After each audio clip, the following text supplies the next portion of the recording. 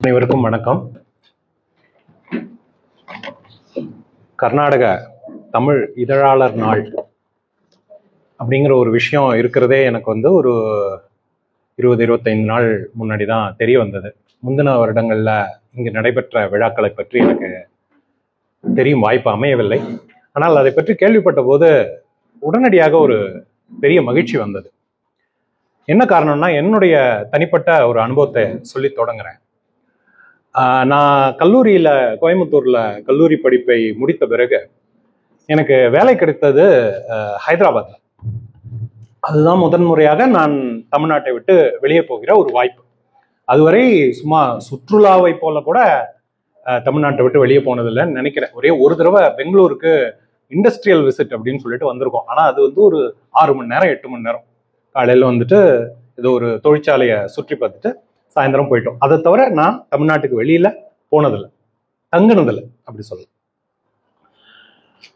அதனால நிறைய ஒரு மாதிரி ரொம்ப மனசுல குழப்பங்கள், புது இடம், நமக்கு மொழி தெரியாதே, அங்க இருக்கிறவங்க நம்மளை எப்படி வரவேற்பாங்க, என்ன மாதிரியான ஒரு சூழல் இருக்கும், ஒருவேளை நமக்கு தமிழ்நாட்டிலேயே வேலை கிடைச்சிருந்தா இன்னும் சிறப்பா இருந்திருக்குமே அப்படிங்கிற மாதிரி நிறைய மனக்குழப்பங்களோட கேள்விகளோட தான் நான் ஹைதராபாத் நகருக்கு போனேன். அங்க முதல் நாள்லயே இதுவும் நம்ம ஊர் மாதிரி தான், ஒன்றும் பெரிய மாற்றம் கிடையாது, நம்ம இங்க நல்லா தான் இருப்போம் அப்படிங்கிற மாதிரியான ஒரு மகிழ்ச்சியை எனக்கு கொடுத்த விஷயங்கள் 2. இப்ப சொன்னா ரொம்ப அற்பமா கூட இருக்கும், ஆனாலும் சொல்றேன். ஏன்னா தொலைநோக்கில் பார்க்கும்போது அது ரொம்ப இந்த விழாவுக்கு ரொம்ப குறிப்பான ஒரு விஷயமா தோணுது. முதல் விஷயம், அங்க கிடைச்ச ஒரு இனிப்பு. அந்த ஊர் இனிப்பு, அதோட பேர் கூட எனக்கு தெரியாது, இன்னைக்கு வரைக்கும் தெரியாது. அந்த ஊர் இனிப்பு அது சாப்பிட்டேன். நம்ம ஊர் இனிப்பு மாதிரி தான் இருந்தது, ஒன்றும் பெரிய வித்தியாசம் தெரியல. அதுக்கப்புறம் அந்த இனிப்பை சாப்பிட்டுட்டு அந்த தெருவில் அப்படியே நடந்து போயிட்டு இருந்த போது ஒரு கடை வாசல்ல எல்லா தமிழ் நாளிதழ்கள், எல்லா தமிழ் வார இதழ்கள், மாத இதழ்கள் அத்தனையும் வச்சிருந்தாங்க. தமிழ்நாட்டில இருந்து சில 100 கிலோமீட்டர் தள்ளி வந்தப்புறமும் என்னால உடனடியா நம்ம ஊரோட ஒரு இணைப்பை உண்டாக்கிக்க முடிஞ்சது. காரணம் சாப்பாடும் இதழ்களும். அந்த இதழ்களை வாங்கி ஒரு மாதிரி ஒரு ஆவேசத்தோட வாங்கினேன் அப்படின்னே சொல்லலாம். இன்னைக்கு ஒரு நாள் தான் ஆகுது ஊரை விட்டு ஆனாலும் அப்படி இப்ப நம்ம மக்கள் எல்லாம் சொல்லுவாங்க இல்லையா, வெளிநாடு போயிட்டு 24 மணி நேரம் கூட ஆயிருக்காது, ஏதாவது ஒரு ஹோட்டல்ல இட்லியை பார்த்துட்டு ஆஹா நம்ம ஊர் சாப்பாடு அப்படின்னு மகிழ்ந்த மாதிரி நம்ம ஊர் இதழ்கள் அப்படின்னு சொல்லிட்டு எனக்கு படிக்கிற பழக்கம் உண்டுங்கிறதுனால அது எனக்கு ஒரு தனித்துவமான ஒரு விஷயமாக தோன்றியது. வாங்கினேன், படித்தேன், ரொம்ப மகிழ்ச்சியா இருந்தது. அன்னைக்கு பூரா அந்த தொலைவான அந்த உணர்வு அன்னைக்கு எனக்கு இல்லை. அந்த நாள் முழுக்க எல்லாம் சரியாதான் இருக்கும் அப்படிங்கிற மாதிரியான ஒரு நம்பிக்கை வந்தது. ஹைதராபாத் செகந்திராபாத்னு இரட்டை நகரங்கள், அது ரெண்டும். நாங்க தங்கி இருந்தது ஹைதராபாத்ல. ஆனா செகந்திராபாத்ல தான் தமிழ் இதழ்கள்லாம் அதிகமா கிடைக்கும். அதனால அப்ப இருந்து ஆரம்பிச்சு அங்க தங்கி இருந்த 2.5 வருடங்களும் ஒவ்வொரு வாரமும் பைக் எடுத்துக்கிட்டு ஹைதராபாத்ல இருந்து செகந்திராபாத்துக்கு வந்துருவோம். புத்தகங்கள்லாம் வாங்கிட்டு ஏதோ ஒரு படம் பார்த்துட்டு சாப்பிட்டுட்டு அதுக்கப்புறம் ஹைதராபாத்துக்கு திரும்பி போவோம். இது கிட்டத்தட்ட ஒரு வார பழக்கமாகவே ஆக்கி கொண்டிருந்தோம். அங்க இருந்த வரைக்கும் நம்ம ஊரை விட்டு விலகி இருக்கோம் அப்படிங்கிற உணர்வே வராமல் இருப்பதற்கு இந்த இதழ்கள் ஒரு முக்கிய பங்காற்றின. இத்தனைக்கும் இந்த இதழ்கள்லாம் தமிழ்நாட்டில இருந்து வந்தவை தான். ஒருவேளை ஹைதராபாத்ல இது போல கர்நாடக இதழாளர் கூட்டமைப்பை போல ஒரு சங்கம் இருந்து உள்ளூர் செய்திகளை நிறைய கொடுக்கிற மாதிரியான ஒரு அமைப்பு இருந்திருந்ததுன்னா அந்த ஊரை பத்தி இன்னும் அதிகம் தெரிஞ்சிட்டு இருக்க முடியுமோ அப்படின்னு எனக்கு இப்ப தோணுது. அங்க 2.5 ஆண்டுகள் வேலை செய்தேன், ஆனா அந்த ஊரை பத்தி அவ்வளவா நான் தெரிஞ்சுக்கல. ஆனா இங்க அதே 2 ஆண்டுகள் 3 ஆண்டுகள் இருந்த போது இந்த ஊரை பத்தி என்னால ஓரளவு சிறப்பாக தெரிந்து கொள்ள முடிந்தது. காரணம், இங்கே இருக்கிற அந்த இதழாளர் கட்டமைப்பு, இதழ்கள் இருக்கின்றன, அவை உள்ளூர் செய்திகளை எழுதுகின்றன. இப்பவும் இங்க இருக்கிற இதழ்கள்ல மட்டும் இல்லாம தமிழ்நாட்டு இதழ்கள்ல கூட கர்நாடக தமிழர்கள், கர்நாடக தொடர்பான செய்திகள் தொடர்ந்து வெளிவந்து கொண்டிருக்கின்றன. அதற்கு காரணம் ஐயா அவர்கள் முன்னால் குறிப்பிட்டது போல அப்படி ஒரு கட்டமைப்பு இருக்கிறது, அது பதிவு செய்து கொடுக்கிறது. அது ஒன்று. 2வது, இங்க இருக்கிற அனைவரும் ஆற்றுகிற ஒரு மிக முக்கியமான ஒரு கடமையாக நான் நினைப்பது என்னன்னா, புத்தகங்கள் பொதுவா இலக்கியம் படிப்பு அப்படின்லாம் பேசும்போது புத்தகங்களை பற்றி தான் எல்லாரும் பேசுவாங்க, பதிப்பிக்கப்பட்ட புத்தகங்களை பற்றி. ஆனா பதிப்பிக்கப்பட்ட புத்தகங்களுக்கு வாசகர்களை கூட்டிக்கிட்டு வர்றது யாரு அப்படின்னு பார்த்தா இந்த இதழ்கள் தான்.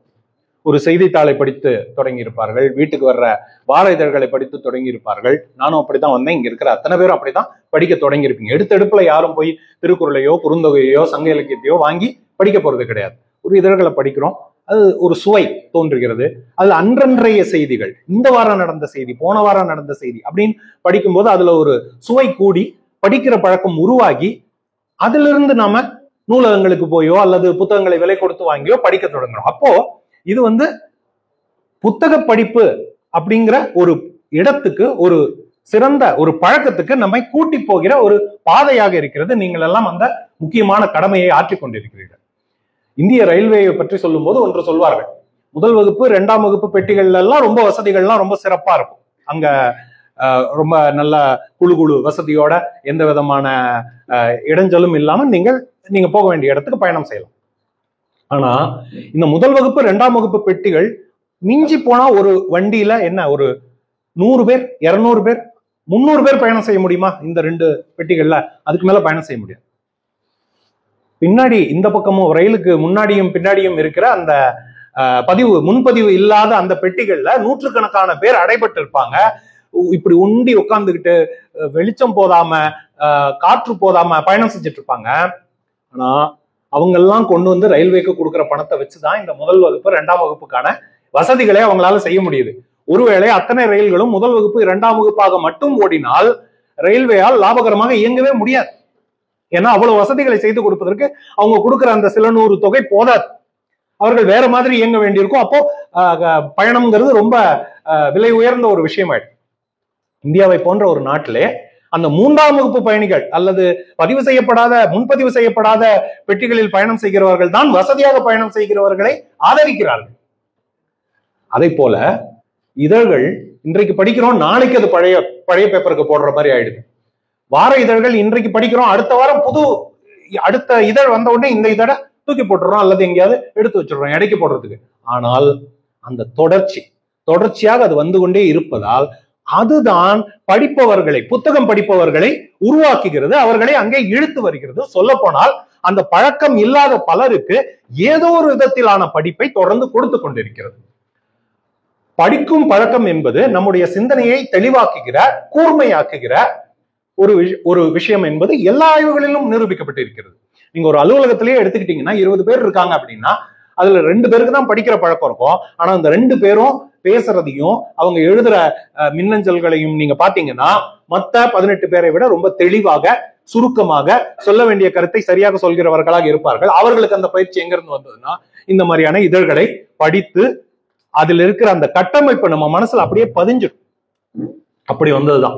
அந்த விதத்தில் நீங்கள் எல்லாரும் ஒரு மிகச்சிறந்த பணியை ஆற்றிக் கொண்டிருக்கிறீர்கள். அதற்காக உங்களுக்கு தனிப்பட்ட முறையில் கோடிக்கணக்கான தமிழர்களின் சார்பில் என்னுடைய நன்றியை தெரிவித்துக் கொள்கிறேன். இப்போ இன்றைய உரைக்கு வருவோம். முதல்ல செயற்கை நுண்ணறிவு அப்படின்னா என்ன அப்படிங்கிறத பத்தின ஒரு சின்ன அறிமுகத்தை கொடுத்துட்டு அதுக்கப்புறம் இதுக்குள்ள போறோம். செயற்கை நுண்ணறிவு அப்படிங்கிறது அந்த பெயரை கேட்டாலே நமக்கு அது மனிதனால் செய்யப்படாத ஒன்று. இயற்கை செயற்கை அப்படிங்கும்போது மனிதனாலோ இயற்கையாலோ உருவாக்கப்படாத, இயற்கையாக இல்லாத, மனிதனால் உருவாக்கப்பட்ட, தவறாக சொல்லிவிட்டேன், இயற்கையாக இல்லாத மனிதனால் செய்யப்பட்ட ஒரு விஷயம் செயற்கை நுண்ணறிவு. அறிவு என்பது இயற்கையானது. எந்த ஒரு உயிருக்கும் ஓரறிவு உயிர்களில் தொடங்கி 6 அறிவு கொண்ட மனிதன் வரை இயற்கையாகவே அறிவு என்பது இருக்கிறது. ஒரு குழந்தை பிறக்குதுன்னா பிறக்கும் போதே அந்த குழந்தை சில அறிவோடு பிறக்கிறது இயற்கையாகவே. அதன் பிறகு உலகத்தை சுற்றி பார்த்து இருக்கிறவங்க எல்லாரையும் அவங்க எல்லாம் எப்படி பேசுறாங்க என்ன அப்படின்னு பார்த்தா அப்படியே கொஞ்சம் கொஞ்சமாக இன்னும் கொஞ்சம் அறிவை அது திரட்டிக் கொள்கிறது. அது செயற்கை அறிவு இல்லை. அது இயற்கையாக தனக்கு ஏற்கனவே இருக்கிற அறிவை கொண்டு ஒரு அடித்தளத்தின் மீது நம்ம கட்டடம் எழுப்புற மாதிரி இயற்கையாக அதற்கு இருக்கிற அறிவை கொண்டு சுற்றி கவனித்து நாளுக்கு நாள் தன்னுடைய அறிவை மேம்படுத்திக் கொள்கிறது.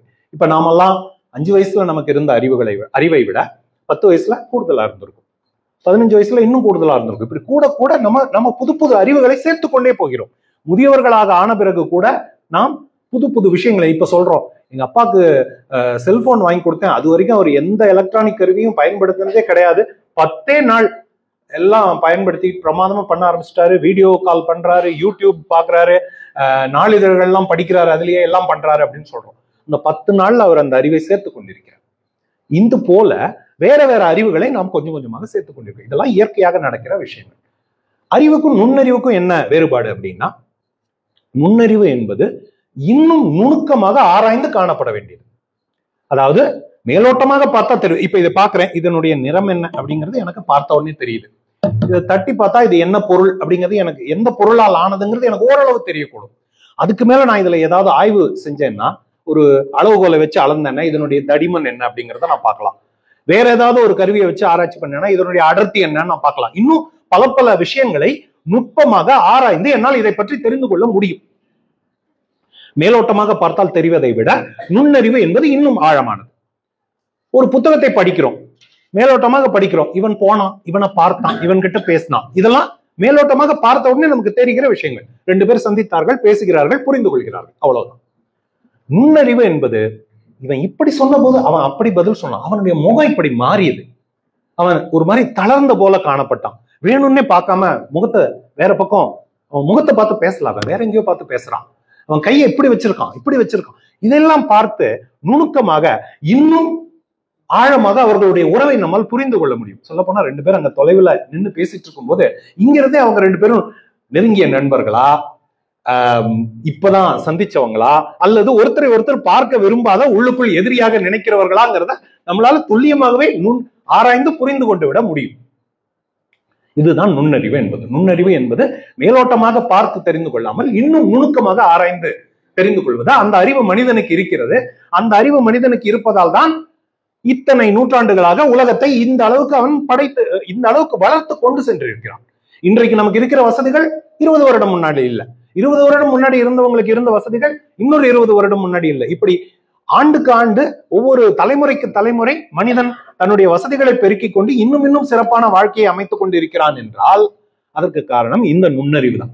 இது மட்டும் நமக்கு இல்லாவிட்டால் நாமும் விலங்குகளைப் போல, தாவரங்களைப் போல, ஒரு கல் கட்டையை போல முன்னேறாமல் அப்படியே இருந்திருப்போம். அவர்களுடைய உலகம் ஒன்றும் மாறவே இல்லை, அவ அப்படியே தான் இருக்கு. ஏன்னா அவை நுண்ணறிவை செயல்படுத்தவில்லை. இது மனிதனுக்கு மட்டும் இருந்த தனிச்சிறப்பு சில ஆண்டுகளுக்கு முன்னால் வரை. இப்போ மனிதனுக்கு ஒரு போட்டி வந்திருக்கு, செயற்கை நுண்ணறிவு. அப்படின்னா இயந்திரங்களை கொண்டு, இங்க இயந்திரங்கள்ங்கிறது கணினி அப்படின்னு சொல்றோம். ஆனா கணினின்னா என்னன்னு கூட நமக்கு தெரிய வேண்டியதில்லை. ஒரு இயந்திரம், ஏதோ ஒரு இயந்திரம். ஏன்னா கணினிங்கிறதுடைய பொருளே மாறிட்டு இருக்கு. முன்னெல்லாம் கணினி அப்படின்னா ஒரு ரூம் முழுக்க இருக்கும், அந்த ரூம் சைஸ் இருக்கும் ஒரு கணினிங்கிறது. அதுக்கப்புறம் சின்னதாக்கி ஒரு மேஜை மேல உட்கார்ற மாதிரி கணினி வந்தது. அதுக்கப்புறம் இன்னும் சின்னதாக்கி நம்ம பாக்கெட்ல வைக்கிற மாதிரி இவ்வளவு சின்ன செல்போன் நம்ம சொல்றது ஒரு கணினி தான். இப்போ இன்னைக்கு இவர் ஒரு புகைப்படம் எடுக்கிற ஒரு கருவியை காமிச்சாரு, இவ்வளவுதான் இருக்கு அந்த கருவி, இவ்வளவு சின்னது, அதுக்குள்ள வந்துருச்சு. இன்னும் சின்னதாக்கி இந்த மாதிரி, இதுவும் ஒரு கணினி தான், இது ஏதோ ஒரு வேலையை செய்யுது. இப்படி கணினிங்கிறதுடைய பொருளே மாறிட்டு இருக்கிறதுனால கணினிங்கிறத பத்தி நம்ம ஒன்றும் பெருசா அலட்டிக்க வேண்டாம். இயந்திரங்கள் அப்படின்னு பொதுவா எடுத்துக்கோ. இயந்திரங்கள் நுண்ணறிவை வளர்த்துக் கொள்கின்றன அப்படிங்கிறோம். அவை தானாக நுண்ணறிவை வளர்த்துக் கொள்ள முடியாது. ஆக மனிதன் கொஞ்சம் தூண்டி விடுகிறான். அதை இப்படிதான்ப்பா கத்துக்கணும் அப்படின்னு சொல்லிட்டு தூண்டி விடுறோம். இப்போ நம்ம ஒரு குழந்தை உலகத்தை பார்த்து கத்துக்குது அப்படின்னு சொல்றோம். அதோட நாமளும் குழந்தைக்கு சில விஷயங்களை கத்துத்தரோம் இல்லையா? ஒரு பள்ளிக்கூடத்துல ஆசிரியரை வச்சு கத்துத்தரோம், வீட்டுல நாமளே ஒரு சில விஷயங்களை கத்துக் கொடுக்குறோம். அதெல்லாம் கத்துக் கொடுக்கும்போது அதெல்லாம் கைடட் லேர்னிங்னு சொல்லுவாங்க, ஒரு வழிகாட்டுதலின் மூலமாக கற்றுக்கொள்வது. அதை போல நாம் இயந்திரங்களுக்கு வழிகாட்டுகிறோம். இந்த பார்ப்பா இப்படிதான் கத்துக்கணும் அப்படின்னு சொல்லிட்டு ஒரு சின்ன எடுத்துக்காட்டு எடுத்தோம். இப்போ நான் என்ன செய்யறேன், இந்த ஊர்ல இருக்கிற எல்லா மக்களும் பயணம் செய்கிற எல்லா வண்டிகளிலும் நான் ஒரு கருவியை பொருத்தி அந்த வண்டிகள் எங்கிருந்து எங்கு செல்கின்றன அப்படிங்கிறத பதிவு செய்யறேன்னு வச்சுக்குவோம். அப்படி ஒரு உலகம் வர வேண்டாம், ஒரு எடுத்துக்காட்டுக்காக. ஆக நம்ம எல்லாரும் ஓட்டுகிற எல்லா வண்டிகள்லயும் ஒரு சின்ன கருவி இருக்கு. அந்த கருவி நம்ம எந்த ரோட்ல போறோம், இடது பக்கம் திரும்புறோமா வலது பக்கம் திரும்புறோமா அத்தனையும் பதிவு செய்து ஒரு மையத்துல இருக்கிற ஒரு கணினிக்கு கொடுக்குது. இதை நம்ம 1 மாசம் செய்யறோம் தொடர்ச்சியா. அதுக்கப்புறம் இந்த 1 மாதமும் இத்தனை வண்டிகளும் எங்கிருந்து எங்கு சென்றன அப்படிங்கிற எல்லா விதமான, இதெல்லாம் தரவுன்னு சொல்லுவோம், தகவல்னு வச்சுக்குவோம் பொதுவா நமக்கு புரியறதுக்காக. இத்தனை தகவல்களையும் தூக்கி ஒரு மனிதனுக்கு முன்னாடி கொடுத்து இதை பார்த்து ஏதாவது ஒரு முடிவுக்கு வாப்பா அப்படின்னு சொல்றோம் அப்படின்னா அவன் என்ன செய்வான்? இந்த தகவல்களை எல்லாம் ஆராய்ந்து பார்த்து இந்த ஊருடைய புவியியல் அமைப்பு எப்படி இருக்கிறதுங்கிறத அவன் புரிஞ்சுக்குவான். இந்தந்த பகுதிகள் இருக்கு, இங்கெங்க சாலைகள் இருக்கு, இந்த சாலையில 20 குறுக்கு சாலை இருக்கு, 7 முதன்மை சாலைகள் இருக்கு, இந்த இடத்துல ஒரு காடு இருக்கு, அங்க எங்கேயும் வண்டிகள்லாம் ஓடுறதில்ல, சுத்திட்டு போயிடுறாங்க. இப்ப கப்பன் பார்க்ல ஒரு குறிப்பிட்ட இடத்துல மட்டும்தான் நீங்க வண்டிகளை ஓட்ட முடியும், மற்ற இடத்துலலாம் வண்டிகளை ஓட்ட முடியாது. இவ்வளவு விஷயத்தையும் அந்த ஒரு மாதம் பதிவு செய்த தரவுகளை வைத்து ஒரு மனிதனால் தெரிந்து கொள்ள முடியும். இதே விஷயத்தை நாம் ஒரு கணினிக்கு கொடுத்தால் முதல்ல அந்த கணினிக்கு ஒன்றும் புரியாது, நாம் அதுக்கு தூண்டி விடணும். இங்க பாரு, இந்த தகவல்களை எல்லாம் இப்படிதான் நீ ஆராயணும், ஆராய்ஞ்சு பாரு, புரிஞ்சுதா, எல்லாம் புரிஞ்சுதா, என்ன புரிஞ்சுக்கிட்டா எனக்கு சொல்லு, நீ சொன்னதெல்லாம் சரி அப்படின்னு. இதுக்கு பேர் ஃபீட்பேக்னு பேரு. பதில் அது பின்னூட்டம். அதாவது நீ புரிஞ்சுக்கிட்டு இருக்கிறது சரி, நீ புரிஞ்சுட்டு இருக்கிறது தப்பு. ஃபீட்பேக் நம்ம கொடுக்குறோம் குழந்தைங்களுக்கு, ஏதோ ஒண்ணு சொல்லி கொடுக்குறோம், அவங்க திரும்ப சொல்றாங்க, சரியா சொன்ன, இல்ல இல்ல இப்படி இல்லை, இப்படி ழா இல்ல, ழா இல்ல லா அப்படின்னு, இல்ல லா இல்ல ழா அப்படின்னு திருத்துறோம். அப்படி திருத்தி நம்ம கத்து கொடுத்தா இப்போ இந்த வேலையெல்லாம் செய்யறதுக்கு ஒரு 4 மாசம் ஆகுதுன்னு வச்சுக்கோ. 1 மாத தரவுகளை திரட்டி 4 மாதம் முயற்சி செய்து ஒரு கணினிக்கு நாம் இதை கற்றுக் கொடுத்து விட்டோம், அது புரிந்து கொண்டு விட்டது. இப்போ இதே மாதிரி மும்பையில திரட்டப்பட்ட தகவல்களை கொண்டு வந்து அந்த கணினிக்கு கொடுத்தா 1 மணி நேரத்துல மும்பையுடைய புவியியலை அது புரிந்து கொண்டு விட்டது. முன்ன 4 மணி நேரம் ஆச்சு, 4 மாதங்கள் ஆயிற்று. பெங்களூருடைய புவியியலை அதை புரிந்து கொள்வதற்கு 4 மாதங்கள் ஆயிற்று. ஆனா மும்பையுடைய புவியியலை புரிந்து கொள்வதற்கு 1 மணி நேரம், 2 மணி நேரம் ஆயிட்டு. 8 மணி நேரம் தான் ஆகட்டுமே, 4 மாதம் எங்க இருக்கு, 8 மணி நேரம் எங்க இருக்கு. அடுத்து நியூயார்க் நகரத்துடைய தரவுகளை கொண்டு வந்து கொடுங்க, அடுத்த 8 மணி நேரம் அல்லது 16 மணி நேரத்துல நியூயார்க் நகரத்தை அது புரிந்து கொண்டு விட்டது. உங்களுக்கு வேறுபாடு புரியுதுங்களா? எதனால் செயற்கை நுண்ணறிவுங்கிறது உண்டாக்கப்பட்டது? இதையெல்லாம் மனிதன் செய்யணும்னா ஒவ்வொரு மனிதனுக்கும் 4 மாதம் ஆயிருக்கும் குறைஞ்சபட்சம். பெங்களூரை விட பெரிய ஒரு ஊர்னா 6 மாதம் ஆகலாம், ஓராண்டு ஆகலாம், இன்னும் கூடுதலாக ஆகலாம். ஆக ஒரு முறை முயன்று நாம் இயந்திரத்துக்கு இந்த நுண்ணறிவு என்பது என்ன, அதை எப்படி கற்றுக்கொள்வது அப்படிங்கிறதை சொல்லி கொடுத்து அதுக்கு பின்னூட்டம்ங்கிற ஃபீட்பேக் கொடுத்து கத்து கொடுத்துட்டோம்னா அதை பல தடவை திரும்ப திரும்ப திரும்ப திரும்ப செய்யும். சரி, இதெல்லாம் செஞ்சுட்டோம், இதனால என்ன பயன் அப்படின்னு கேட்டா, நாளைக்கு ஓட்டுநர்கள் இல்லாத வண்டிகள் வரும்போது, வண்டிகள் வரப்போகுது, கூடிய சீக்கிரம் வரப்போகுது. இந்தியாவுக்கு வருவதற்கு வேணா கொஞ்ச நாள் ஆகலாம், ஆனால் கண்டிப்பாக தொழில்நுட்பம் தயாராகி விட்டது, சாலைகள் தயாராகவில்லை. நம்ம சாலைகள் இன்னும் 2 படி பின்னாடி இருக்கிறதுனால இங்க இன்னும் கொஞ்சம் தாமதமாகும், ஆனா வரத்தான் செய்யும். அப்போ ஒரு நகரத்தை முழுக்க புரிந்து கொண்ட ஒரு இயந்திரம் நம்ம கையில இருக்கிறது எவ்வளவு வசதின்னு யோசிச்சு பாருங்க. அத்தனை ஓட்டுநர் இல்லாத கார்களுக்கும் அந்த இயந்திரத்தை இணைத்து விட்டால், கார்களோடும் அந்த இயந்திரத்தை இணைத்து விட்டால், அந்த கார்கள் தானாக ஊருக்குள் எங்கிருந்து வேண்டுமானாலும் எங்கு வேண்டுமானாலும் சென்றுவிடும், மனிதர்களை கூட்டி செல்லும், சரக்குகளை கொண்டு செல்லும், எல்லா விதமான வேலைகளையும் அவை செய்துவிடும். இப்போ இங்கு நான் எடுத்துக்கொண்டிருப்பது செயற்கை நுண்ணறிவு அப்படிங்கிற ஒரு கடல் போன்ற ஒரு விஷயத்துல ஒரு துளி. போக்குவரத்து, மருத்துவம், கல்வி, இதழியல், நீங்க எந்த துறையை எடுத்துக்கொண்டாலும் அதில் செயற்கை நுண்ணறிவுக்கு இடம் இருக்கிறது. அதற்கான ஆராய்ச்சிகள் நடந்து கொண்டிருக்கின்றன. மக்கள் மிக விரைவாக, மிக ஆர்வத்துடன், மிக உறுதியுடன் இதில் இறங்க தொடங்கிவிட்டார்கள். அப்படின்னா என்ன பொருள்னா, உலகத்தில் இருக்கிற மிகப்பெரிய கோடி கோடியாக பணத்தை வைத்திருக்கிற நிறுவனங்களில் தொடங்கி நேற்று தொடங்கப்பட்ட ஒரே ஒரு ஆள், ஒரு தன்னுடைய வீட்டின் உள்ளறையில் அமர்ந்து கொண்டு நடத்துகிற தனிநபர் நிறுவனம் வரை செயற்கை நுண்ணறிவு என்றால் என்ன, அதை எப்படி பயன்படுத்திக் கொள்வது, அதற்கு என்ன செலவாகும், அதற்கு என்ன வழி, இது எல்லாம் தெரிந்துவிட்டது. நிறுவனங்கள் இதில் தீவிரமாக இறங்கிவிட்டன. இதுதான் எதிர்காலம் என்று அவை உறுதியாக நம்புகின்றன. அவங்க இதுல முதலீடு செய்தார்கள் என்றால் நடக்க வேண்டியது நடந்தே தீரும். அப்படின்னா என்ன பொருள்? நம்ம வாழ்க்கையுடைய ஒவ்வொரு அடுக்கையும், நம் வாழ்க்கையின் ஒவ்வொரு அடுக்கையும் செயற்கை நுண்ணறிவு ஏதோ ஒரு விதத்தில் அங்கு ஊடுருவி விட போகிறது, நமக்கு உதவ போகிறது. வேலை போயிடுமா அப்படிங்கிற கேள்விக்கு பின்னாடி வர, இதை நாம் தடுக்க முடியாது. ஏனென்றால் இதில் இருக்கிற வசதிகள் அப்படி. ஒரு சின்ன எடுத்துக்காட்டு சொல்றேன். ஒரு ஓட்டுநர் இல்லாத வண்டிகளையே எடுத்துப்போம். ஓட்டுநர் இல்லாத வண்டிகள் அப்படிங்கிறது இன்றைக்கு நாம் சிந்திக்கும் போது அது ஒரு கனவு போல தோன்றலாம். ஆனா தொழில்நுட்பம் அதை சாத்தியமாக்கி விட்டது என்றால் மனிதன் முதல்ல என்ன செய்வான் தெரியுமா? முதல்ல அதுல ஏறுறதுக்கு பயப்படுவான். நம்ம ஊர்ல முதலா பேருந்து வந்த போது மக்கள் எப்படி பயந்தாங்க தெரியுமா? அதுல ஏறுவதற்கு. பேருந்து, ரயில் கூட இல்லை, ரயில் வந்த போது இன்னும் பயந்திருப்பார்கள்.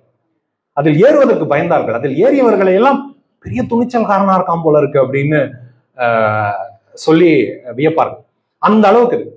நம்ம ஊருக்கு மின்சாரம் வந்த போது அந்த கம்பிக்கு கீழே நடந்து போனா, மின்சார கம்பிக்கு கீழே நடந்து போனா மின்சாரம் ஒன்ன தாக்கிடும் அப்படின்னு சொல்லிட்டு பயந்து அந்த பக்கமே போகாம சுத்தி வளைச்சு போனவங்க எல்லாம் உண்டு. இப்படி ஒவ்வொரு தொழில்நுட்பத்துக்கும் ஒரு அச்சத்துடன் மனிதன் அணுகுகிறான். ஆனால் கொஞ்சம் கொஞ்சமா அப்படி அந்த கடல்ல ஆழத்துல கால் போடுறதுக்கு தயங்கும் போது அப்படி அலையில மட்டும் காலை நினைச்சிட்டு பரவாயில்லையே, ஒன்னும் ஆகலையே, இன்னும் கொஞ்சம் ஆழம் போவோம், இன்னும் கொஞ்சம் ஆழம் போவோம், இதுக்கு மேல போனா முடியாது அப்படின்னு சொல்லி அந்த இடத்துல நிறுத்திக்கிறோம். அது தெரியுது இல்லையா? அது நமக்கு இருக்கிற நுண்ணறிவு. ஆக மனிதனுக்கு இருக்கிற இயற்கை நுண்ணறிவுங்கிறது செயற்கை நுண்ணறிவை வரவேற்கத்தான் செய்யுமே தவிர புறக்கணிக்காது. ஏன்னா அது நமக்கு அவ்வளவு வசதி. பின்னாடி இதழியல்ல இது எந்த அளவுக்கு நமக்கு பயன்படுகிறது அப்படிங்கிறத பத்தி விரிவா சொல்லப்படும். அந்த அளவுக்கு அது நமக்கு வசதியா இருக்கும்போது ஏன் அதை பயன்படுத்திக் கொள்ளக்கூடாது அப்படிங்கிற ஒரு கேள்வி மனிதனுக்கு கண்டிப்பா வரும். இப்போ ஓட்டுநர் இல்லாத வண்டியிலேயே அவன் என்ன பண்ணுவான் தெரியுமா? முதல்ல அவன் ஏறுவதற்கு தயங்குவான், நம்ம உயிருக்கு ஏதாவது ஆயிடுச்சுன்னா அப்படின்னு. ஆனா பொருட்களை அனுப்பி வைப்பான். விண்வெளி ஆராய்ச்சி பண்ண போது முதல்ல என்ன பண்ணாங்க? பொருட்களை அனுப்பிச்சாங்க. அப்புறம் நாய், ஆடு, அந்த மாதிரி விலங்குகளை அனுப்பிச்சாங்க. அதுக்கப்புறம் தைரியமா மனிதன் துணிஞ்சு போனான் இல்லையா? அது போல முதல்ல பொருட்கள் போகும், அப்புறம் ஏதாவது விலங்குகள் அனுப்பி வைப்பாங்க. இதெல்லாம் வச்சு எல்லா டெஸ்டும் பண்ணிட்டு கடைசியில மனிதர்கள் அதுல ஏறி போவாங்க. இதை போல ஒவ்வொரு துறையிலும் வருகிற இந்த செயற்கை நுண்ணறிவு மாற்றங்கள்ங்கிறது தொடக்கத்துல ஒரு அதிர்ச்சியை கொடுத்தாலும், ஒரு பதற்றத்தை கொடுத்தாலும், நமக்கு போட்டி இல்லையா இயந்திரங்கள். உண்மை என்னன்னா இயந்திரங்கள் நமக்கு போட்டி இல்லை. இயந்திரங்கள் நம்முடைய உதவியாளர்கள். அந்த உதவியாளர்கள் அப்படிங்கிற அந்த வரி ரொம்ப ரொம்ப முக்கியமானது. அடிக்கோடிட்டு 4 முறை 5 முறை அடிக்கோடிட்டுக்கோ. சாட் ஜிபிடி அப்படின்னா என்ன சொல்றோம்? அசிஸ்டன்ட், ஏஐ அசிஸ்டன்ட் தான் சொல்றோம். அது ஒரு உதவியாளர். உதவியாளர் அப்படின்னு சொல்லு என்னன்னா கொஞ்சம் அறிவாளியான உதவியாளர், அறிவு நிறைந்த உதவியாளர், நிறைய அறிவு கொண்ட, கொஞ்சம்லாம் இல்லை. நமக்கு முதல்ல நம்மை விட அறிவான ஒரு மனிதனோடு வேலை செய்வதற்கே தயக்கம் இருக்கிறது. நமக்குள்ள ஒரு பாதுகாப்பற்ற ஒரு உணர்வு. நம்மை விட அறிவாளியான ஒருத்தரோட வேலை செய்யும் போது அவன் பெரிய ஆளா இருக்கானே, நம்மளை அமுக்கிடுவானோ அப்படிங்கிற ஒரு பதற்றம் நமக்கு இருக்கு. மனிதர்களுக்கே எப்படின்னா இயந்திரங்களோட வேலை செய்வதற்கு நிச்சயமாக நமக்கு ஒரு பதற்றம் இருக்கும். ஆள் இல்ல, இப்ப எங்க வீட்டுக்கு பக்கத்துல ஆள் இல்லாத மெட்ரோ வரப்போகுது. ஓட்டுநர் இல்லாத மெட்ரோ ரயில் இந்தியாவில் முதன்முறையாக எங்க வீட்டுக்கு பக்கத்துல வரப்போகுது. இப்பவும் அதை முழுக்க என்னால என்னுடைய மனம் ஏற்றுக்கொள்ள மறுக்கிறது. இத்தனைக்கும் ஆள் இல்லாத காரை விட, ஆள் இல்லாத பேருந்தை விட ஆள் இல்லாத ரயில்ங்கிறது ரொம்ப பாதுகாப்பானதுன்னு எனக்கு தெரியும். ஆனாலும் அது எப்படி சாத்தியம்? ஒரு மனிதன் பக்கத்துல உட்கார்ந்து இருக்கணும், ஏதாவது ஒரு அவசரம்னா ஒரு மனிதன் ஏதாவது செய்யணும் அப்படிங்கிற மாதிரி ஒரு பதற்றம் நமக்கு இருக்கும். ஆக செயற்கை நுண்ணறிவை உதவியாளனாக நினைக்க வேண்டுமே தவிர நமக்கு போட்டியாக நினைக்க கூடாது.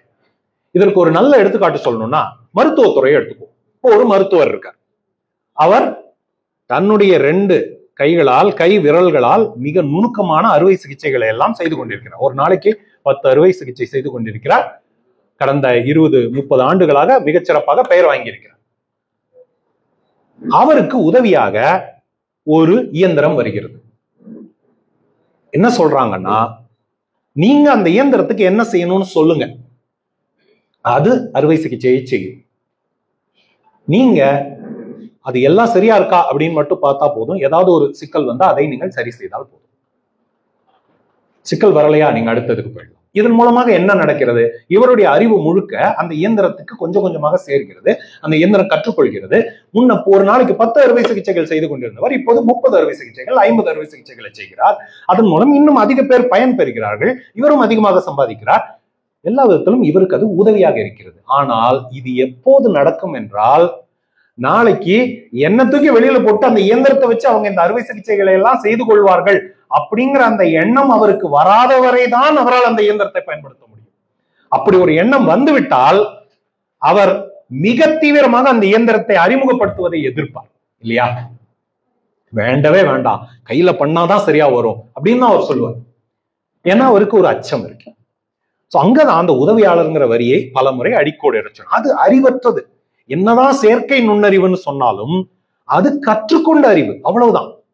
இப்போ உங்களுக்கு 1000 விஷயங்கள் தெரியும், 1,00,000 விஷயங்கள் தெரியும். ஆனா எதிர்பாராத ஒரு விஷயம் நடந்தால் என்ன செய்ய வேண்டும்னு உங்களுக்கு தெரியாது. அந்த கணத்தில் நீங்கள் அதை தீர்மானிக்கிறீர்கள். ஒரு எடுத்துக்காட்டு சொல்றேன். இப்ப இன்று காலை இந்த அரங்கத்துக்கு வந்த போது படியில ஏறி வந்து கொண்டிருந்தேன். அப்போ ஒரு புறா, நீங்க கூட அந்த புறாவை பார்த்திருப்பீங்க, இங்கதான் சுத்திட்டு இருக்கு எங்கேயோ. அந்த புறாவால வெளியே போக முடியல. அந்த புறா என்ன பண்ணுது, நான் 4 படி ஏறினா அதுவும் 4 படி தத்தி தத்தி ஏறுது. நான் இன்னொரு 4 நான் நின்னுட்டேன், அதுவும் நின்னுடுச்சு. இன்னொரு 4 படி ஏறினா அதுவும் தத்தி தத்தி ஏறுது. நான் ஏதோ ஒரு விதத்துல அந்த புறாவுக்கு, நான் உனக்கு எதிரி இல்ல, போ, நீ போ, ஏன் என்னை பார்த்து தயங்குறேன், ஏன் என்னை பார்த்து பயப்படுறேன்னு சொல்லணும்னு நினைக்கிறேன். எனக்கு அதோட மொழியை பேச தெரியாது, பேசினாலும் அதுக்கு புரிந்து கொள்ள தெரியாது. என்ன செய்யலாம் அப்படின்னு பார்த்து பண்ணும்போது அந்த சூழ்நிலையில எப்படி எதிர்வினையாற்றுவதுன்னு எனக்கு தெரியவே இல்லை. ஏன்னா அப்படி ஒரு சூழ்நிலையை நான் சந்திச்சது. நான் புறாவை பார்த்திருக்கேன், படிகள்ல ஏறி இருக்கேன், ரெண்டும் சேர்ந்து பண்ணதில்லை. என்ன செய்யறது அப்படின்னு தெரியல. ஏன்னா எனக்கு நான் அதை காயப்படுத்திடுவேணும் அப்படின்னு சொல்லிட்டு எனக்கு ஒரு அச்சம், அல்லது அது என்னை காயப்படுத்தி விடுமோன்னு ஒரு அச்சம். ரெண்டும் கலந்து ஒரு வழியா அந்த ஒரு 25 படிகள்ல ஏறி இங்க மேல வர்றதுக்குள்ள எனக்கு ஒரு புது அனுபவம். இங்க நான் பெருசா எதையும் சாதிச்சிடல. ஆனா இதற்கு முன் சந்தித்திராத ஒரு நிகழ்ச்சியை சந்திக்கும் போது என்னால் ஏற்கனவே எனக்குள் இருக்கிற சில அறிவுகளை பயன்படுத்தி அதை சரியாக கையாள முடிஞ்சது. அந்த புறாவுக்கு என்னால எந்த ஆபத்தும் வரல, அந்த புறாவால எனக்கு எந்த ஆபத்தும் வரல. நான் பாதுகாப்பா இந்த அரங்கத்துக்கு வந்து சேர்ந்துட்டேன். இதை போல சின்ன சின்னதா ஒவ்வொரு நாளும் நாம் பலவிதமான விஷயங்களை செய்து கொண்டிருக்கிறோம். இதழியலில் இருக்கிற நீங்கள் எல்லாம் இன்னும் நுட்பமான விஷயங்களை செய்து கொண்டிருக்கிறீர்கள். அதுக்கெல்லாம் கண்டிப்பாக இந்த செயற்கை நுண்ணறிவு உங்களுக்கு போட்டியாக வரப்போவதில்லை. பெரிய நிறுவனங்கள்ல பாத்தீங்கன்னா இயக்குனர் அல்லது துணை தலைவர், தலைவர், இந்த மாதிரியான பெரிய பொறுப்புகள்ல இருக்கிறவர்களுக்கெல்லாம் உதவியாளர்கள் இருப்பாங்க, எக்ஸிகியூட்டிவ் அசிஸ்டன்ட்ஸ் அப்படின்னு சொல்லுவாங்க, இஏ. நாளைக்கு காலையில நான் இவரை சந்திக்கணும், அந்த சந்திப்புக்கு ஏற்பாடு பண்ணு அப்படின்ட்டுருவாங்க. அடுத்த வாரம் நான் டெல்லி போனோம், திங்கட்கிழமை காலையில 6:30 மணிக்கு நான் கிளம்பணும், வெள்ளிக்கிழமை மத்தியானம் 2 மணிக்கு திரும்பி வரணும், நீ அதுக்கான ஃபிளைட் புக் பண்ணிடு, நான் தங்குறதுக்கு எல்லாம் ஏற்பாடு பண்ணிடு அப்படின்னு சொல்லிட்டு போயிடுவாங்க. அதே நிறுவனத்துல அவங்களுக்கு கீழே வேலை செய்யறவங்க இந்த வேலைகள் எல்லாம் செய்யணும்னா அவங்களே தான் செய்யணும். அவங்களே தான் போய் ஒரு இணையதளத்துல போய் விமான சீட்டுகளுடைய விலையெல்லாம் பார்த்து தீர்மானித்து எங்க, இதெல்லாம் அவங்க தான் செய்யணும். இவங்களுக்கு உதவுறதுக்கு உதவியாளர்கள். அது போல நம்ம ஒவ்வொருத்தருக்கும் நிரந்தரமாக நம்மோட ஒரு உதவியாளர் இருக்கிறார், நம்முடைய கேள்விகளுக்கெல்லாம் பதில் சொல்கிறார், நாம் செய்ய நினைக்கிற விஷயங்களுக்கெல்லாம் உதவுகிறார் என்று எடுத்துக்கொள்ளுங்கள். ஆனால் அந்த உதவியாளர் செய்கிற எதுவும் உங்களுடைய பார்வைக்கு பிறகுதான் உலகத்துக்கு போக வேண்டும். இது ஒரு முக்கியமான விஷயம். இங்கதான் பல பேர் செய்கிற தவறு. செயற்கை நுண்ணறிவை மக்கள் முதல்ல அதை கண்டு அஞ்சுகிறார்கள், பின்னாடி அதை முழுக்க நம்பி விடுகிறார்கள். என்னுடைய மகள் சில நாட்களுக்கு முன்னால் அவளுடைய கல்லூரியில் ஓர் ஆசிரியர் அவர்களுக்கு ஒரு வீட்டு பாடம் கொடுத்திருக்கார். வீட்டு பாடம்ங்கிறது ஒரு பக்கத்துக்கு இதையெல்லாம் செய்யணும் அப்படின்னு குறிப்புகள் இருக்கு. அந்த குறிப்புகளை அவ எடுத்து எங்கிட்ட வாட்ஸ்அப்ல வந்திருந்த அந்த குறிப்புகளை எடுத்து எங்கிட்ட காட்டுறா. இந்த குறிப்புகளை பாருங்க, அப்படியே ChatGPT இருந்து எடுத்து எனக்கு அனுப்பியிருக்காரு. இவர் ஒண்ணுமே பண்ணல, இது தப்பு, இது தப்பு, இது தப்பு, இதெல்லாம் இவர் கவனிக்கவே இல்லை பாருங்க அப்படின்னு என்கிட்ட என்னோட மகள் சொன்னான். நேற்று காலை இந்தியாவின் மிகப்பெரிய வங்கியிலிருந்து எனக்கு ஒரு கடிதம் வந்தது. அந்த கடிதத்துல ஒரு இடத்துல please make sure that this is taken care before dash அப்படின்னு இருக்கு. அந்த டேஷ்ல ஒரு நாள் வரணும், இந்த தேதிக்குள்ள இந்த வேலையை செய்து விடுங்கள்னு கடிதம். அந்த இடத்துல அந்த நாளை குறிப்பிட மறந்து கடிதத்தை எனக்கு அனுப்பியிருக்காங்க. இப்ப அந்த கடிதத்தால எனக்கு என்ன பயன்? இதெல்லாம் தான் இயந்திரத்தை பயன்படுத்தி கொண்டு அதை முழுக்க நம்பி விடுவது, சோம்பேறிகள் ஆகிவிடுது. இதுதான் நாம செய்யற மிகப்பெரிய தவறு. நம் எல்லாருக்குமே நம்முடைய அறிவை பற்றிய ஒரு சிறு செருக்கு இருக்க வேண்டும். இங்க நான் செருக்குன்னு சொல்றது மத்தவங்க நம்மளை விட தாழ்வானவர்கள்ங்கிற எண்ணம் இல்லை. நாம இந்த உலகத்துக்கு நம்மால் மட்டுமே கொண்டு வரக்கூடிய, நம்மால் மட்டுமே செய்யக்கூடிய ஒரு திறமையை நாம் கொண்டிருக்கிறோம் என்கிற ஒரு பெருமிதம், அந்த உணர்வை தான் சொல்றேன். அடுத்தவர்களை இழிவுபடுத்துகிற செருக்கை நான் சொல்லவில்லை.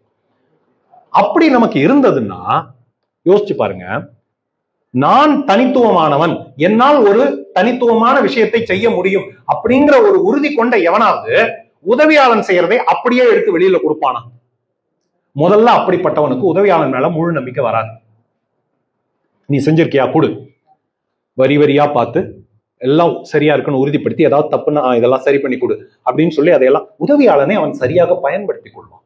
அப்படின்னா என்னன்னா, நானே அந்த வேலையை செஞ்சேன்னா எனக்கு 2 மணி நேரம் ஆகிறது, அதுல நான் நேரடியாக ஈடுபட வேண்டியதில்லை அப்படிங்கிற விஷயங்களை அந்த உதவியாளனுக்கு கொடுக்குறேன். அப்படின்னா என்ன, அந்த உதவியாளனை கூப்பிட்டு இதை பார்ப்பா, இதெல்லாம் எனக்கு வேணும், இப்படி எல்லாம் நீ செய்யணும் அப்படின்னு உத்தரவுகளை கொடுக்கிறேன், ஆணையிடுகிறேன்.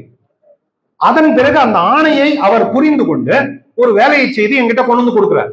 நான் அதை பார்க்கிறேன், சரியாக இருக்கிறது, தவறாக இருக்கிறது, தவறாக இருந்தால் அதை திருத்துகிறேன், சரியாக இருந்தால் அதை பயன்படுத்திக் கொள்கிறேன். இப்படிதான் செயற்கை நுண்ணறிவை நாம் அணுக வேண்டுமே தவிர, கண்ணை மூடிக்கொண்டு செயற்கை நுண்ணறிவு செய்கிற எல்லாவற்றையும் நான் நம்பிக்கொண்டிருந்தோம் என்றால் என்ன ஆகும் தெரியுமா? ஒரு கட்டத்தில் நீங்கள் தேவையில்லை என்று ஆகிவிடும். நீங்க செய்யறது ஒரு அஞ்சல்காரருடைய வேலை தானே, அது வேலை செய்யுது, அதை வாங்கி இங்க கொடுக்குறீங்க. அதை வாங்கி கொடுக்கறதுக்கு ஒரு ஆள் எதுக்கு? கொஞ்ச நாள்ல நீங்கள் உங்களுடைய தனித்துவம் போய்விடும். நீங்கள்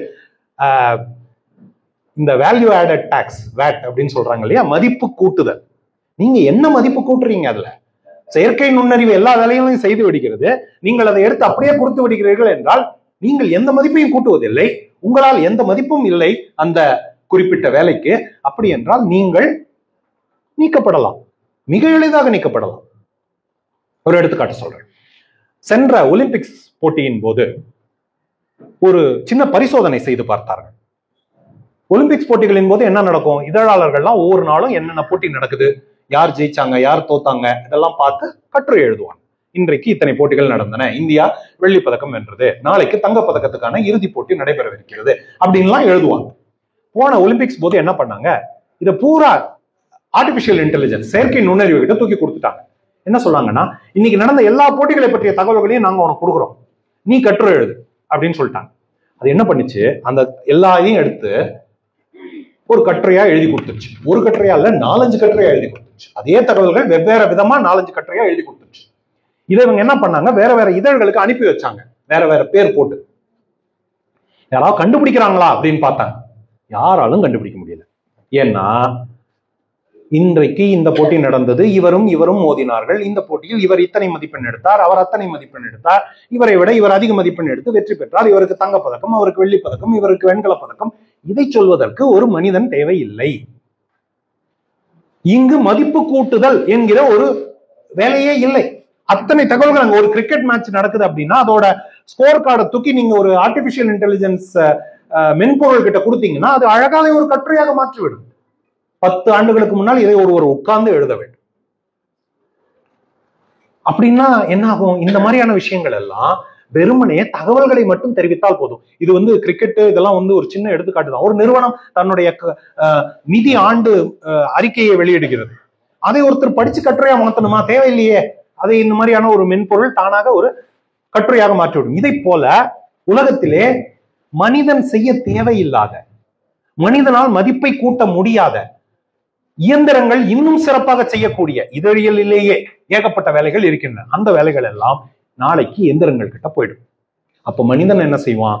இன்னும் நுணுக்கமான, மனிதனால் மட்டுமே செய்யக்கூடிய அந்த மாதிரியான வேலைகள்ல அவன் கவனம் செலுத்துவான். ஒரு எடுத்துக்காட்டு, மறுபடியும் இதே கிரிக்கெட் மேட்சுக்கு போவோம்.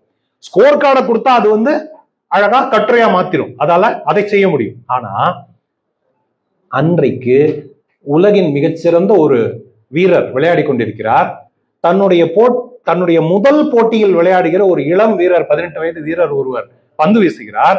இவருடைய பந்து வீச்சை சமாளிக்க முடியாமல் அவர் ஆட்டம் இழக்கிறார். அந்த வீரருக்கு மிகுந்த மகிழ்ச்சி.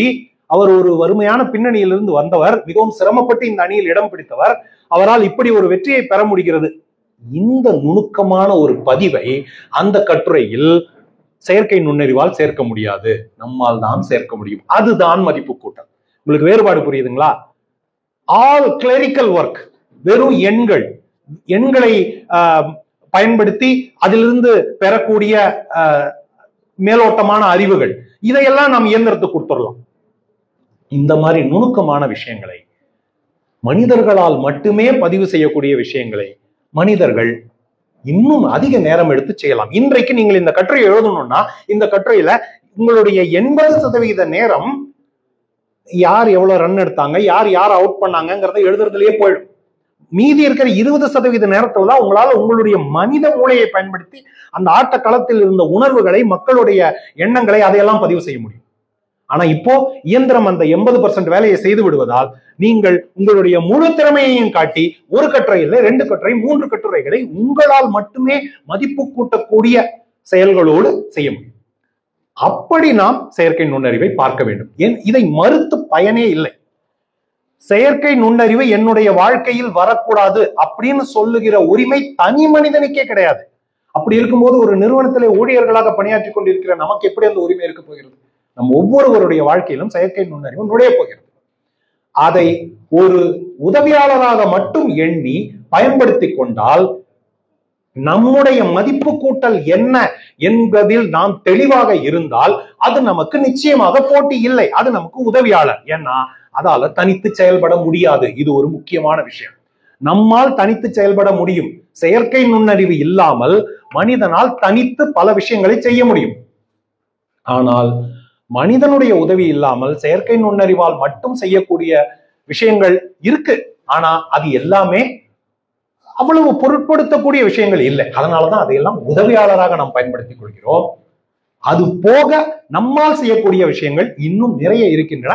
அதில் நாம் கவனம் செலுத்த தொடங்க வேண்டும். இது இதழியல் துறைக்கு மட்டும் இல்லை, இந்த களத்திலே நிறைந்திருக்கிறவர்கள் எல்லாரும் இதழாளர்கள் என்பதால் நான் இதழியல் துறையை குறித்து சொல்கிறேன். மருத்துவர்களுக்கு பொருந்தும், பொறியாளர்களுக்கு பொருந்தும், வழக்கறிஞர்களுக்கு பொருந்தும், எல்லாருக்கும் இது பொருந்தும். நீங்கள் எந்த துறையை சேர்ந்தவராக இருந்தாலும் அந்த துறையிலே செயற்கை நுண்ணறிவுக்கான ஆய்வுகள் ஏற்கனவே நடந்து கொண்டிருக்கின்றன, இன்னும் நடக்க போகின்றன.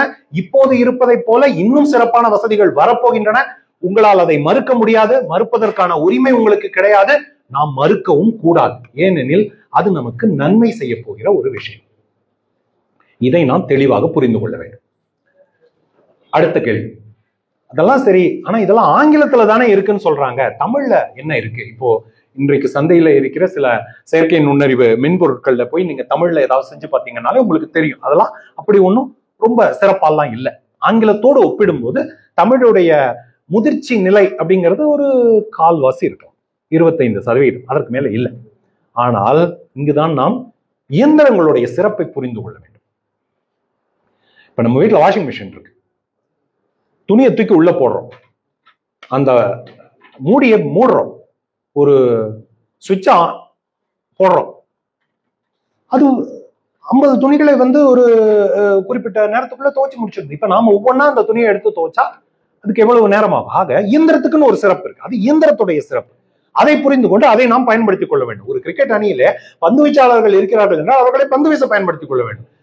மட்டை வீச்சாளர்கள் இருக்கிறார்கள் என்றால் அவர்களை மட்டை வீச பயன்படுத்திக் கொள்ள வேண்டும். அதே போல செயற்கை நுண்ணறிவால் மட்டுமே சிறப்பாக விரைவாக செய்யக்கூடிய பல விஷயங்கள் இருக்கின்றன. அவற்றுக்கு நாம் அதை பயன்படுத்திக் கொள்ள வேண்டும். இப்போ ஒரு எடுத்துக்காட்டு சொல்லணும்னா, உங்கள்கிட்ட ஒரு புள்ளி விவரம் இருக்கு. இந்த புள்ளி விவரத்தை ஒரு அட்டவணையாக அழகாக புரியும்படி மக்களுக்கு கொடுக்க வேண்டும். இதை நீங்களே உட்கார்ந்து அட்டவணை தயார் பண்ணி ஒவ்வொரு எண்ணாக பார்த்து எடுத்து அங்க போடுவதற்கு நேரமாகாது. மிஞ்சி போனா ஒரு மணி நேரம் ஆகும்னு வைத்துக் கொள்வோமே. இதே வேலையை செய்யக்கூடிய ஒரு செயற்கை நுண்ணறிவு மென்பொருள் உங்ககிட்ட இருக்குன்னா, நீங்க இந்த தரவுகளை அதற்கு கொடுத்து எனக்கு இப்படி ஒரு அட்டவணை தேவைப்படுகிறது அப்படின்னு சொல்லி ஆணையிட்டால் அது முக்கியம். ஆணையிடுவது நாம் அதை நினைவில் வைத்துக் கொள்ள வேண்டும். எந்த அரசனாவது தனக்கு கீழே வேலை செய்கிற பணியாளனை பார்த்து பொறாமைப்படுவானா? நாளைக்கு அவன் தன்னுடைய இடத்தை எடுத்துக்கொள்வான் என்று நினைப்பானா? மாட்டான். அவன் ஆணையிடுகிற இடத்தில் இருக்கிறான். அதே போல நாம் செயற்கை நுண்ணறிவுக்கு ஆணையிடுகிற இடத்தில் இருக்கிறோம். எனக்கு இப்படி ஒரு அட்டவணை தேவைப்படுகிறது, தயார் பண்ணு அப்படின்னு சொல்றோம். அது தயார் பண்ணி கொடுக்குது. இல்ல இது சரியா இல்ல, இதை இப்படி மாத்துன்னு சொல்றோம், அது மாத்தி கொடுக்குது. இது அப்படி மாத்துன்னு சொல்றோம், மாத்தி கொடுக்குது. இப்ப நீ பண்ணதை பூரா இந்த நபருக்கு மின்னஞ்சல் அனுப்பு அப்படின்னு சொல்றோம், அது அனுப்பிடுது. எல்லா வேலையும் அது செய்யுது. ஆணையிடுகிறோம் நாம். ஆக நாம் ஆணையிடுகிறவர்களாக இருந்து அதை பயன்படுத்திக் கொள்கிறோம். இங்கதான் இயந்திரத்துடைய சிறப்பை நாம் புரிந்து கொள்ள வேண்டும். நீங்க ஒரு அட்டவணை கேட்டால் அது செய்யும், 100 அட்டவணை கேட்டால் செய்யும், 1000 அட்டவணை கேட்டால் செய்யும். அது லீவு கேட்காது, பண்டிகைக்கு ஊருக்கு போகணும்னு சொல்லாது, எதுவுமே சொல்லாது. அது அதோட சிறப்பு. அதன்படி தமிழில் இன்றைக்கு இல்லாமல் இருக்கிற அந்த வசதிகள் அனைத்தும் மிக விரைவில் வந்துவிடும். மிக விரைவில். ஏனென்றால் நான் முன்னாடி சொன்னேன் இல்லையா, உலகின் மிகச்சிறந்த மிகப்பெரிய நிறுவனங்கள் எல்லாம் செயற்கை நுண்ணறிவு ஆராய்ச்சியில் ஈடுபட்டு கொண்டிருக்கின்றன. அந்த நிறுவனங்களிலே மிக உயர்ந்த நிலையிலே இருக்கிற டாப் 10 அப்படின்னு சொல்லுகிற மிகச்சிறந்த 10 நிறுவனங்கள்ல எடுத்துக்கொண்டு பார்த்தால் அவர்கள் எல்லாரும் தமிழில் முதலீடு செய்கிறார்கள். தமிழில் செயற்கை நுண்ணறிவு சார்ந்த விஷயங்கள் இன்னும் சிறப்பாக வர வேண்டும், இப்போது இருக்கிற பிழைகள் திருத்தப்பட வேண்டும் அப்படின்னு இந்த நிறுவனங்கள் எல்லாம் முனைந்து கோடிக்கணக்கான ரூபாய்களை கொட்டி வேலை செய்து கொண்டிருக்கிறார்கள். இவர்களுடைய முதலீடு ஒரு பக்கம் இருக்கு, அந்த நிறுவனம் அந்த இயந்திரம் இன்னும் விரைவாக கற்றுக்கொள்ளும். ஆக இந்த மாற்றங்கள் தமிழுக்கு இன்றைக்கு இல்லை என்றால் பொறுமை இழக்க வேண்டாம். எந்த துறையில் நீங்கள் இருக்கிறீர்கள் என்றாலும் அந்த துறையில் ஏற்பட்டு கொண்டிருக்கிற மாற்றங்களை தொடர்ந்து கவனித்து அவற்றை முயன்று பார்த்து எது சரியாக இருக்கிறதோ அதை பயன்படுத்தி கொண்டு, எது சரியாக இல்லையோ அங்கு பொறுமை காத்து அல்லது வேறு கருவிகளை பயன்படுத்தி அப்படிதான் நாம் முன்னேற வேண்டும். புரியுதுங்களா? அதாவது நம்ம துறை சார்ந்த அறிவை நாம் தொடர்ந்து வளர்த்து கொண்டே இருக்க வேண்டும். என்ன வந்துட்டு இருக்கு இந்த துறையில அப்படின்னு இப்போ ஒரு சில எடுத்துக்காட்டுகளை சொல்றேன். செய்தியாக்குவது அப்படிங்கிற ஒரு கேள்வி நம்ம எல்லாருக்குமே இருக்கு. உலகத்திலோ விஷயங்கள் நடக்குது, அதுல எது செய்தி எது செய்தி இல்ல? ஒரு முக்கியமான விஷயம் நடந்திருக்கலாம், நம்ம செய்தி ஆக்க வேண்டிய ஒரு விஷயம், ஆனா நாம் அதை கவனிக்காமல் விட்டுருக்கலாம். ஏன்னா மனிதனுக்குன்னு ஒரு இத்தனை மணி நேரம் தூங்கி ஆகணும், ஓய்வு எடுத்தாகணும், குடும்பத்தோட நேரம் செலவிட்டாகணும் அப்படின்லாம் வேற கடமைகள்லாம் இருக்கு இல்லையா? அதையெல்லாம் நம்ம செஞ்சுட்டு இருக்கும்போது உலகத்துல ஏதோ ஒண்ணு நடந்திருக்கலாம், அது நமக்கு தெரியாமல் போயிருக்கலாம். அதை இந்த உதவியாளர் நமக்கு நினைவுபடுத்துவார். இப்ப எடுத்துக்காட்டா இங்க பார்ப்பா, நான் பொருளாதாரம் தொடர்பான இந்திய, தென்னிந்திய, தமிழக, கர்நாடக பொருளாதாரம் தொடர்பான செய்திகளை எழுதுகிறவன். இது தொடர்பாக இந்த 200 மூலங்கள் இருக்கின்றன. இங்க இருந்துதான் நான் என்ன நடக்கிறதுங்கிறத தெரிஞ்சுக்கிறேன். அந்த 200 மூலங்கள்னு நான் சொல்றது எழுத்து வடிவமா இருக்கலாம், வீடியோ வடிவமா இருக்கலாம், படங்களாக இருக்கலாம், எப்படி வேணா இருக்கலாம், ஒலி வடிவமாக இருக்கலாம், எப்படி வேணா இருக்கலாம். இங்க இருந்துதான் நான் எனக்கான செய்தி எதுங்கிறத கண்டுபிடிக்கிறேன். அதன் பிறகு என்னுடைய இதழியல் அறிவை பயன்படுத்தி அதை செய்தியாக்குகிறேன். நீ என்ன பண்றேன்னா இந்த 200 மூலங்களையும் தொடர்ந்து கவனிச்சுக்கிட்டே இரு. நான் சொல்ற இந்த 2-3 தலைப்புகள்ல ஏதாவது சுவையாக நடந்தால், அது எனக்கு பிடிக்கும்னு உனக்கு தோணினால் அதை நீ எனக்கு அனுப்பிவே. நான் பார்த்து எனக்கு பிடித்திருந்தால் பயன்படுத்திக் கொள்கிறேன், பிடிக்கவில்லை என்றால் எனக்கு இது பிடிக்கவில்லை என்று நான் உனக்கு சொல்கிறேன். நான் பிடிக்கவில்லைன்னு சொல்றதையும் பிடித்திருக்கிறதுன்னு சொல்றதையும் நீ கூடுதல் பின்னூட்டமாக பயன்படுத்தி கொண்டு அடுத்த தடவை இன்னும் சிறப்பான விஷயங்களை எனக்கு அனுப்பு அப்படின்னு ஒரு கட்டளை இட்டுட்டா, அதன் பிறகு 24 மணி நேரங்களும் உலகில் எது நடந்தாலும் அது என்னுடைய இதழியல் ஆர்வங்களுக்கு உட்பட்டதாக இருக்கும் என்றால் இந்த உதவியாளர் அதை எடுத்து எனக்கு அனுப்பி வைத்து விடுவார். அவர் அனுப்பி வைக்கிற 10-15 தலைப்புகள்ல நான் 5 தலைப்புகளை தான், இல்ல 2 தலைப்புகளை தான் தேர்ந்தெடுப்பேன். மீதம் இருக்கிற 10-12 தலைப்புகளை நிராகரித்து விடுவேன். ஆனால் நானே உட்கார்ந்து அந்த 2ஐ கண்டுபிடிப்பதை விட ஒரு உதவியாளரை பயன்படுத்தி கொண்டு, இந்த உதவியாளர்ங்கிறது அந்த முதல் கட்ட வடிகட்டியை போல, ஒரு உதவியாளரை பயன்படுத்தி கொண்டு அவர் மூலமாக இந்த விஷயங்களை என்னால் இன்னும் நுணுக்கமாக ஆராய முடிகிறது. சரி, வந்துருச்சு, இது செய்தி அப்படின்னு நாம் தீர்மானிச்சிட்டேன், செய்தி ஆக்கணும் அப்படின்னு தீர்மானிச்சிட்டேன். இதை பத்தி யார் என்ன சொல்லியிருக்காங்க? ஆளுங்கட்சி என்ன சொல்லுது, எதிர்கட்சி என்ன சொல்லுது, பக்கத்து மாநிலத்தில் இருக்கிறவங்க என்ன சொல்றாங்க, மக்கள் என்ன சொல்றாங்க, இது பத்தி ஏதாவது இருக்கா அப்படின்னு கேட்கணும். அதையும் நானாக போய் தேடலாம். ஒரு உதவியாளரை, இங்க நான் உதவியாளர்னு சொல்வது மனிதர் இல்லை, அது ஒரு செயற்கை நுண்ணறிவு இயந்திரம். ஒரு உதவியாளரை பயன்படுத்தி நான் திரட்டலாம். அடுத்து இந்த தலைப்பை பற்றி ஒரு பெரிய தொழிலதிபர் 1 மணி நேரத்துக்கு பேசியிருக்கார். அந்த வீடியோ என்கிட்ட இருக்கு. ஆனா 1 மணி நேரத்துக்கும் உட்கார்ந்து அதை கேட்பதற்கு எனக்கு பொறுமை இல்லை. மறுபடியும் ஒரு செயற்கை நுண்ணறிவு மென்பொருளை பயன்படுத்தி இதை எனக்கு சுருக்கமாக 2 நிமிடத்தில் புரிவது போல் சொல் அப்படின்னு சொன்னா, அது அந்த 1 மணி நேர வீடியோவையும் அலசி ஆராய்ந்த 2 நிமிடத்துல அதை எனக்கு சுருக்கமாக சொல்லிவிடுகிறது. ஓ, இந்த கருத்து எனக்கு பிடிச்சிருக்கு. இந்த கருத்து எத்தனாவது நிமிடத்தில் வருகிறது? 35வது நிமிடத்தில் வருகிறது.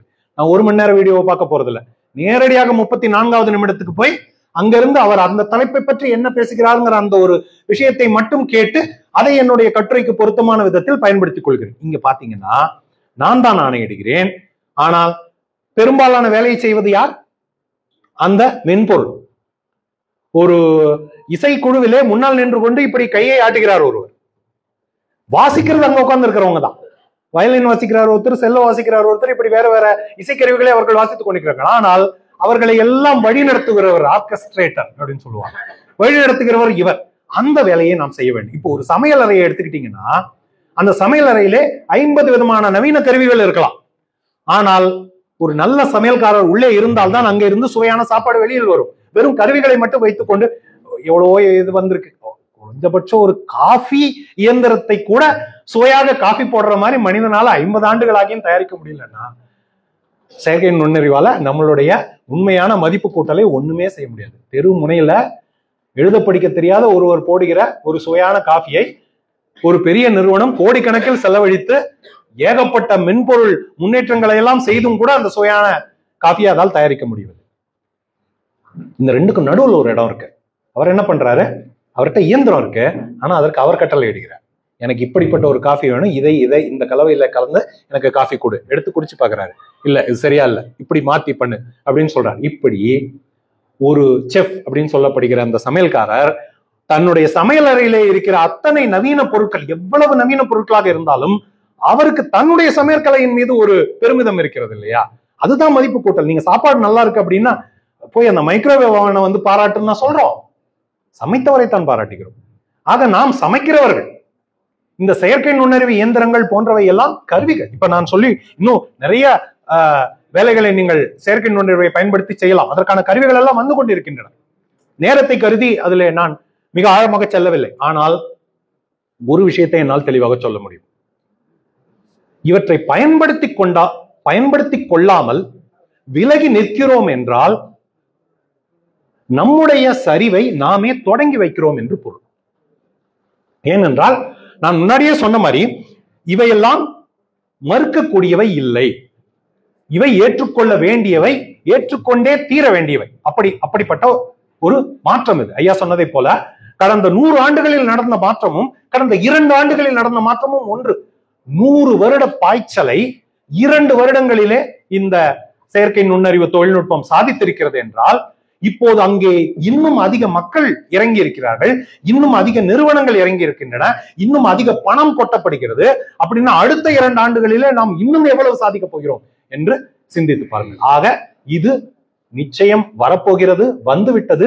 அதை நாம் பயன்படுத்திக் கொள்ள பழக வேண்டும். ஆக நாம் எல்லாரும் என்ன செய்ய வேண்டும் என்றால் இந்த கருவிகளை முதலில் புரிந்து கொள்ள வேண்டும். புரியாவிட்டால் உங்களால் அதை பயன்படுத்திக் கொள்ள முடியாது. மறுபடியும் அந்த அரசர் ஆணையிடுகிறார், அரசருக்கு போ.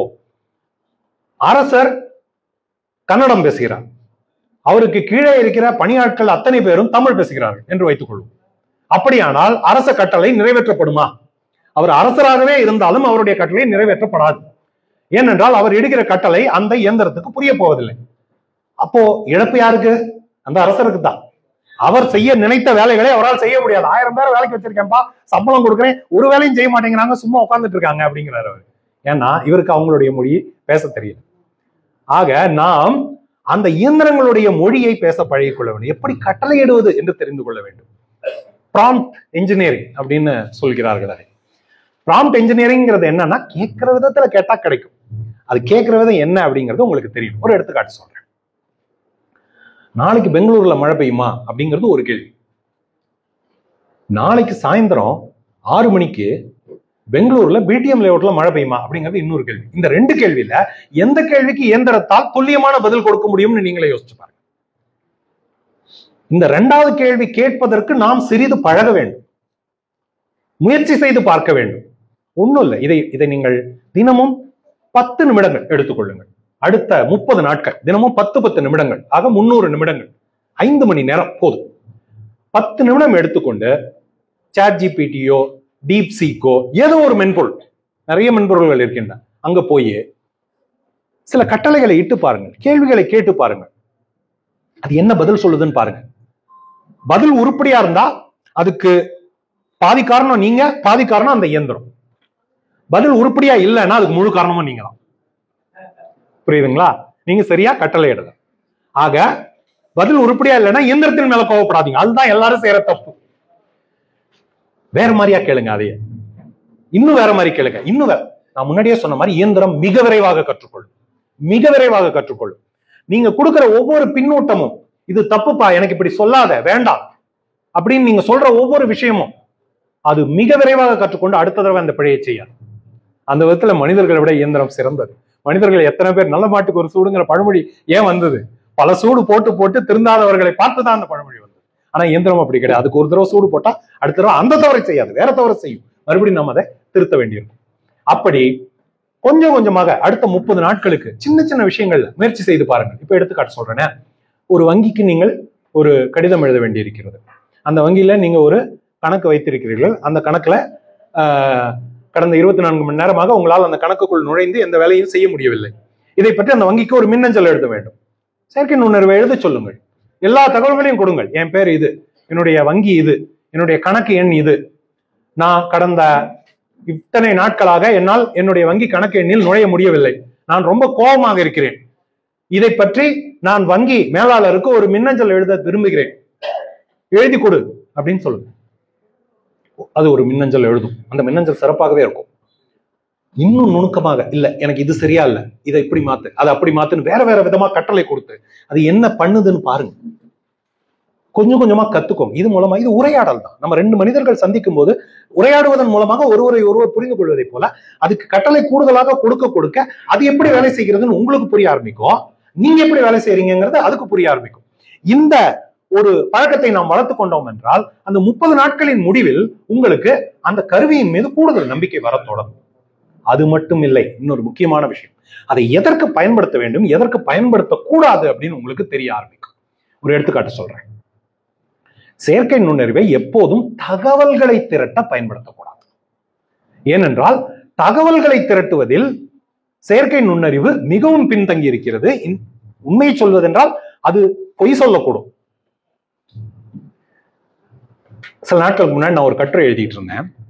அந்த கட்டுரையோட தொடக்கத்துல ஒரு குறிப்பிட்ட எடுத்துக்காட்டு எனக்கு தேவைப்பட்டது.